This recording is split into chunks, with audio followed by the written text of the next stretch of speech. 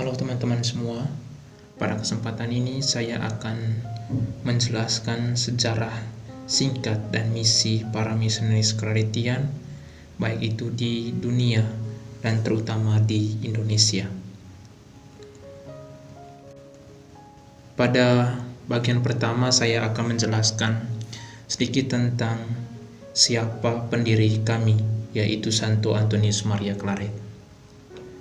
Teman-teman semua, Santo Antonius Maria Claret lahir di Desa Sayent, Dekanat Manresa, Keuskupan Wic, Provinsi Barcelona pada tanggal 23 Desember 1807. Ia berasal dari keluarga yang saleh. Nama ayahnya Juan Claret dan nama ibunya Josefina Clara.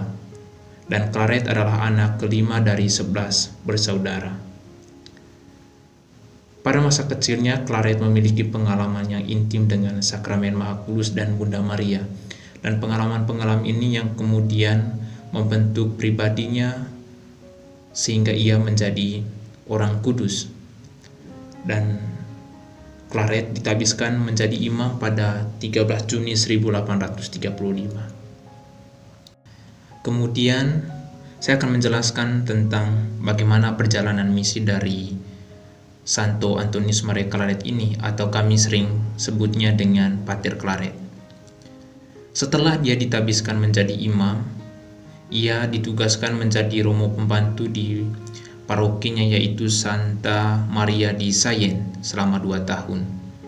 Kemudian karena tidak puas misinya yang hanya tinggal di paroki, kemudian ia pergi ke Roma untuk menyerahkan diri ke propaganda fide untuk diutus kemana saja ke dunia. Namun sayangnya tidak terjadi karena kepala perkembangan iman sedang berlibur. Nah, karena situasi ini, kemudian untuk mengisi waktu-waktunya selama berada di Roma, ia mengikuti latihan rohani di Serikat Yesus. Dan kemudian selama mengikuti latihan rohani ini, ia tertarik untuk masuk Jesuit. Karena itu ia masuk novisiat Jesuit, tetapi tidak sampai selesai karena kakinya mengalami gangguan. Ia mengalami kelumpuhan sehingga ia tidak bisa berjalan. Kemudian ia menarik diri dari Jesuit. Dan itu bagi dia sebagai bagian dari penyelenggaraan ilahi, karena mungkin misinya bukan berada di Jesuit. Kemudian ia kembali ke Spanyol dan bermisi umat di sana seperti di Viladrau dan Pulau Canaris. Dan pada tanggal 16 Juli 1849, ia bersama 5 rekannya mendirikan kongregasi para misionaris Claretian. Pada bagian ini saya akan menjelaskan kemudian. Dan pada 4 Agustus 1849, Ratu Spanyol mengangkatnya menjadi Uskup Agung Kuba, dan pada tanggal 6 Oktober 1850 ia dikonsekrasikan menjadi uskup. Dan pada tanggal 18 Maret 1857 ia mendapat perintah untuk menjadi bapa pengakuan Ratu Isabel II, dan pada 5 Juni disahkan menjadi bapa pengakuan ratu tersebut. Santo Antonius Maria Claret meninggal pada tanggal 24 Oktober 1870 di Fontfroid, Prancis. Mengapa meninggalnya di sana walaupun ia seorang Spanyol? Karena masalah situasi politik di Spanyol yang menuntut ia harus keluar dari Spanyol, sehingga ia pergi mengasingkan diri di Prancis, dan di sana ia menghembuskan nafas terakhirnya. Dan pada 7 Mei 1950 Paus Pius ke-12 mengangkatnya sebagai orang kudus. Dan pada tahun 1962 Paus Yohanes ke-23 menetapkan 24 Oktober sebagai pesta Santo Antonius Maria Claret.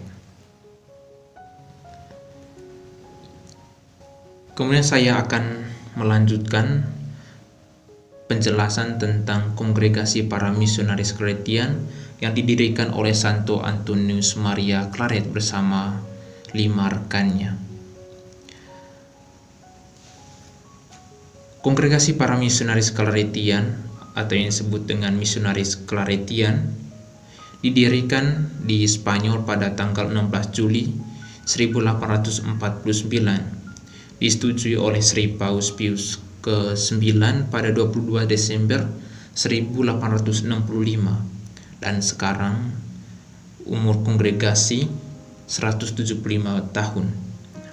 Dan sekarang kongregasi para misionaris Claretian bermisi di 71 negara di dunia.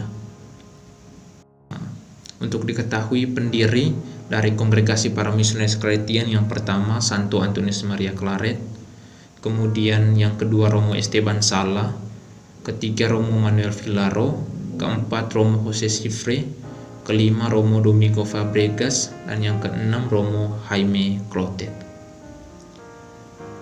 Nah, tujuan berdirinya kongregasi yang pertama itu mencari kemuliaan Allah, kekudusan anggota-anggota, dan keselamatan umat manusia. Jadi pendirian kongregasi ini memiliki 3 tujuan yang telah saya sebutkan tadi. Dan spiritualitas dari kongregasi para misionaris Claretian adalah hati Maria, sedangkan karisma adalah pendengar dan pelayan sabda. Dan bidang misi kami itu bergerak di beberapa karya misi, antara lain pendidikan, percetakan, karya-karya kategorial, misi populer, dan misi parokial. Kemudian saya akan menjelaskan tentang misi di Indonesia. Teman-teman semua, pada awalnya para misionaris Claretian masuk di wilayah Bobonaro Timor Leste tahun 1993. Ya, karena waktu itu Timor Leste masih berada dalam pangkuan Ibu Pertiwi. Nah, setelah menanamkan benih kongregasional di wilayah Timor Leste, misionaris Claretian kemudian pelan-pelan bergerak ke Kupang. Para misionaris Claretian pertama kali tiba di Kupang pada tahun 1999. Dan sekarang tempat misi di Indonesia berada di Kalimantan, Jawa, Sulawesi, dan Nusa Tenggara Timur. Pertama saya akan mulai menjelaskan tentang misi-misi di Nusa Tenggara Timur. Setidaknya ada 9 misi di Nusa Tenggara Timur, 9 komunitas. Yang pertama itu komunitas Claretian House Kuria di Lasiana, Kupang. Di sini tempat para dewan delegasi berada. Kemudian ada Seminari Hati Maria SHM, dan itu berdekatan dengan komunitas Claretian House Kuria, dan tempat ini adalah tempat para filosofan dan teologan yang berada di Kupang. Untuk diketahui, kami untuk sekarang memiliki 3 rumah formasi post novisiat. Pertama di Kupang, kemudian di Jogja, dan ketiga di Siantar. Kemudian ada Pranovisiat Claret Kupang PNC, itu bersebelahan juga dengan Seminari Hati Maria dan komunitas Claretian House. Dan tempat ini adalah tempat pertama, tahun pertama dan tahun kedua sebelum masuk novisiat. Kemudian ada novisiat Claretian Benbutu berada di Kabupaten Timur Tengah Selatan. Tempat ini sekitar 100 km dari kota Kupang. Kemudian ada Paroki Maria Fatima Nurobo Atambua, Uskupan Atambua. Kemudian ada juga Paroki Santo Antonius Maria Claret Wenopu, itu berdekatan dengan Nurobo. Kemudian ada Paroki Santo Hubertus Sok di Manggarai Timur, Santo Marianus Purere Inde, dan yang terakhir di Taman Ziarah Oebelo Kupang. Sedangkan di Sumatera ada Biara Claret Sinasa Pematang Siantar, tempat filosofan dan teologan berada di Sumatera. Kemudian ada Paroki Santo Mikael Tobadak Mamuju, Paroki Santo Yohanes Penginjil Mandala Medan, Kuasi Paroki Diski Medan, dan Paroki Tanjung Balai Sumatera Utara. Sedangkan di Jawa hanya ada 2 komunitas. Yang pertama itu Wisma Skolastikat Claretian Yogyakarta, tempat para filosofan dan teologan yang berada di Jogja. Kemudian ada Claret House di Catalina Gading Serpong, Jakarta. Sedangkan di Kalimantan ada 2 juga, Paroki Maria Immaculata Palurejo, Barito Selatan, Kalimantan Tengah, dan juga Paroki Mater Dei Malata, Nangabulik di Kalimantan Tengah juga. Nah teman-teman, demikian penjelasan singkat tentang Kongregasi Para Misionaris Claretian, baik itu dari pendirinya, kemudian misi-misinya, terutama misi-misi di Indonesia. Demikian penjelasan singkat saya. Atas perhatian saya ucapkan terima kasih.